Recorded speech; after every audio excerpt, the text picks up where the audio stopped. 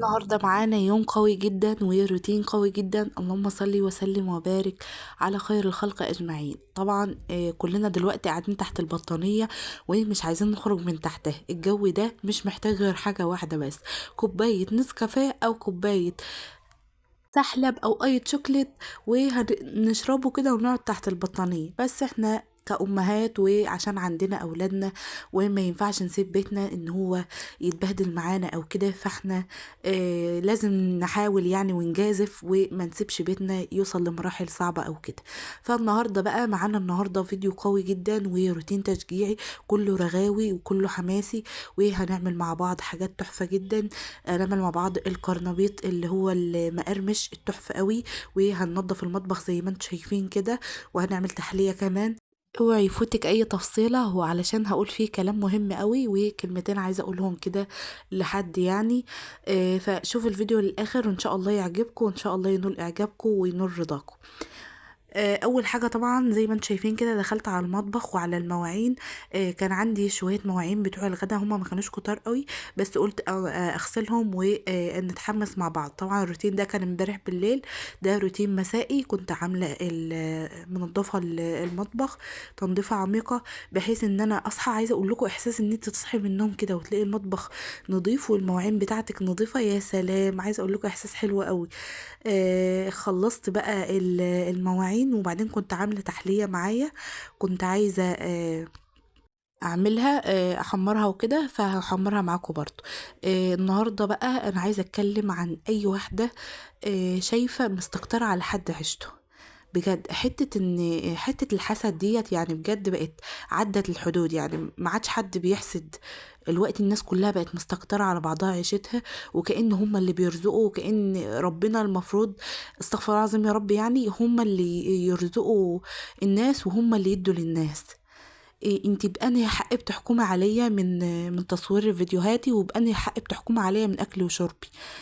بأنهي حق اصلا تحكمي عليا وتحكمي على حياتي ان انا كويسه او مش كويسه؟ انت مين اصلا عشان تحكمي عليا الحكم ده؟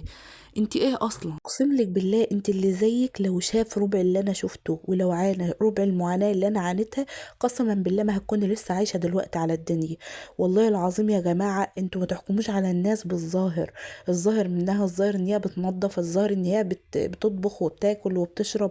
بجد احساس ان حد يوصلك كلمه زي كده او حد يقول عليكي كلمه زي كده، بجد حسبي الله ونعم الوكيل، وانا خاصمتكم ليوم الدين ليوم الدين. واتمنى من كل قلبي ان انتوا تخرجوا من حياتي خروج بلا عودة بجد. يعني انا نفسي بجد تخرجوا من حياتي كلمة ان هي بتطبخ او بتاكل او بتشرب دي. يا رب تاكلوا اللي انا باكله، ويا رب تشربوا اللي انا بشربه، ويا رب تاخدوا عيشتي بكل اللي فيها. كلام من قلبي ليكوا كده، يا رب بجد تاخدوا كل اللي انا عايشة فيه. مش محتاجة منكم غير انكم تدوقوا بس اللي انا بدوقه كده، وتعيشوا اللي انا عايشاه. الحمد لله على كل حاجة ربنا بيعملها لي، والحمد لله على نعمه، والحمد لله ان انا لسه لحد دلوقتي واقفة على رجلي وما شمتش اللي زيكم فيا. الحمد لله ان اللي زيكم مش شمتانين فيا وبيبصوا لحياتي كل يوم بيتمنوها وبيتمنوا يعيشوا ربعها. الحمد لله ان انا واقفة على رجلي وبعمل كل حاجة، وبعمل احسن ما عندي عشان خاطر ولادي، وعشان خاطر بيتي، وعشان خاطر جوزي، وعشان خاطر أأمن مستقبلي وأمن نفسي من عينيكم ومن العينين اللي زيكم. ربنا يكفينا شركم وشر عينيكم، وربنا يكفينا شر كل حاجة وحشة فيكم.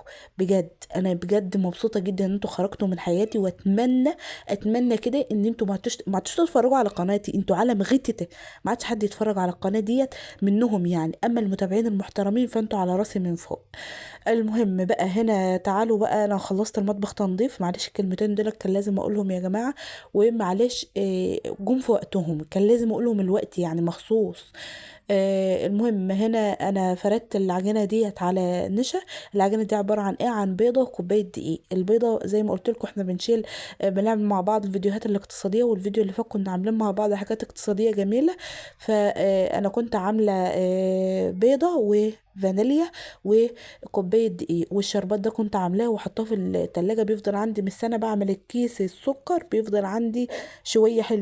فالمهم عملت البغاشة دي او مخدات العسل. طبعا الوصفة موجودة عندي على القناة وعملتها معاكم كتير، فما رضيتش اطول الفيديو يعني ان انا اطولها معاكم وكده. فعملتها وبتتقلى في زيت غزير كده، وطبعا فردتها على معلقة نشا. وكان ابو هنا جايب لنا المقرمشات دي، ربنا يخليه لي يا رب ويجيب لي الحلو كله زي ما جوازاتكم كده بيجيبوا لكم يا رب. ربنا يبارك فيه. وكان جايب لي كمان القرنبيطة دي، فقلت ان انا اعملها. مش فاهمة والله، يعني هم عايزين ان احنا مثلا نعيش مثلا من غير ما ناكل ونشرب ازاي؟ طب مش فاهماها والله. ده على اساس ان هم ما بياكلوش يعني او ما بيشربوا التراب في ايدي بيبقى دهب. يعني فاهمين؟ يعني التراب كده لما بمسكه في ايدي بيبقى دهب. انتوا زعلانين ليه؟ انتوا بقى الحاجة بتبقى معاكوا كويسة، وساعة ساعة اما بتيجي في ايديكوا بتبقى زفت على دماغكوا. استغفر الله العظيم يا رب.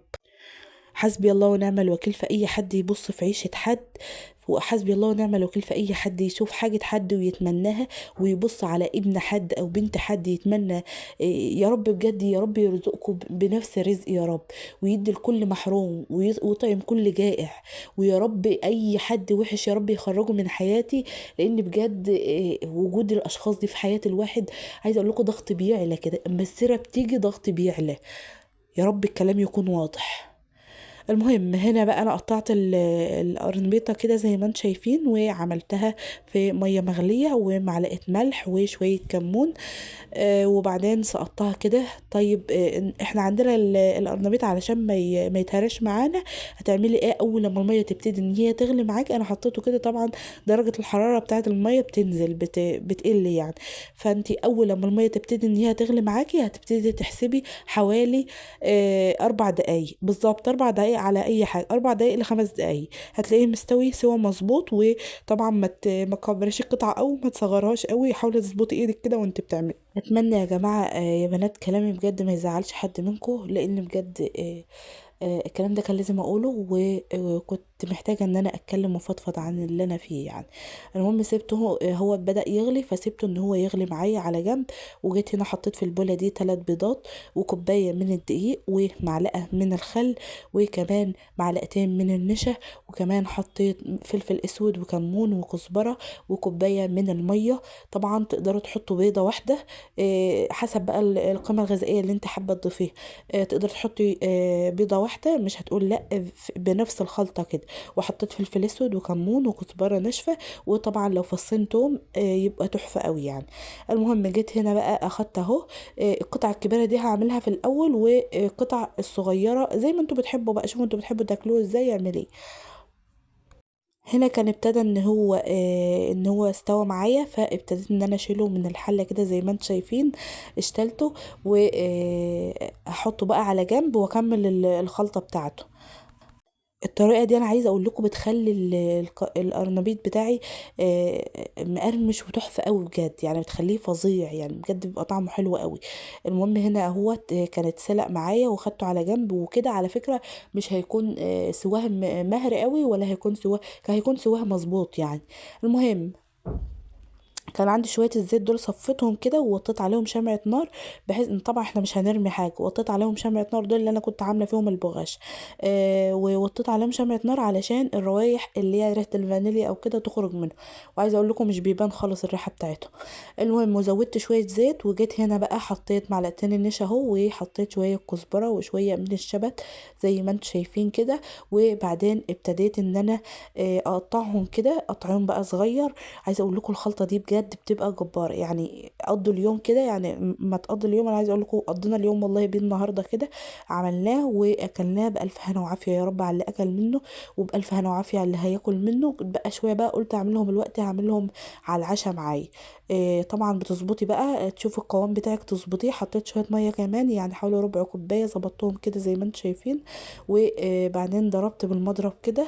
وجيت هنا بقى البولة التانية دي حطيت فيها كوباية من الدقيق، وعليهم معلقتين من النشا. وكمان هحط عليهم فلفل اسود وكمون وكزبره ناشفه، ولو حابه تحطي رشه بابريكا مفيش اي مشكله. وحطيت كمان معلقه صغيره من هريسه الشطه في الخلطه، وظبطت الملح بتاعها. وحطيت كمان شوية من لون الزعفران كده فيها. طبعا تقدروا تحطوا معلقة صغيرة من الكركم، بتدي طعم حلو وبتدي لون حلو برضو للقرنبيط. عايزة اقول لكم كان شكله يجنن بجد، بألف هنا وعافية يا رب على اللي اكل منه. حطيت بقى كده زي ما انتم شايفين، وابتديت ان انا اضرب الدقيق واضرب العجينة بتاعتي. طبعا كده المادة السائلة بتاعتي بقت جاهزة، والمادة التانية اللي هي الدقيق والنشا برضو بقت جاهزة. وزي ما قلت لكم الحجم اللي انتوا حابين تعملوا بيه اعملوا بيه. حطيته اهوت، وبعدين ببتدي بقى ان انا اشيله من الخلطة الحلوة بتاعتي دي، واحطه في الدقيق واخده على الزيت. طبعا الزيت انا مغطيه عليه علشان يتغلى. هاخده بقى احطه على الزيت بتاعي زي ما انتوا شايفين كده. ملكوش دعوة بالكم المشمر ده. حطيته اهو زي ما انتوا شايفين. وطبعا انا عايزه اقول لكم بجد يعني كان طعمه تحفه، يعني كان جميل جمال. بألف هنا وعافيه يا رب على اللي اكلوا منه. جربوه بس بالطريقه دي وهتعجبكم ان شاء الله، مش هتستغنوا عنها ولا هتعملوا طريقه غيرها، يعني مش هتستغنوا عنها بجد. بتحطي بقى كده، وطبعا زيت غزير زي ما انت حابه بقى. شوفي كميه الزيت اللي انت حباها وبتحطي بالشكل ده. وعايزه اقول لكم القرنبيط بصفه عامه كله فوائد، واكله اقتصاديه وسهله وبتمشي اليوم. عملناه كده واكلناه طبق سلطه جنبه كده، وبالف هنا وعافيه يا رب وخلاص. يعني حابه تعملي رز بشعريه مثلا، بتحبوا تاكلوه بالرز بشعريه ماشي. حابه تاكليه بعيش زي ما احنا عملنا النهارده كده، بالف هنا وعافيه يا رب على قلبكم. طبعا درجة الحرارة بتكون متوسطة، ما تعلوش عليه علشان ما ياخدش لون وخلاص.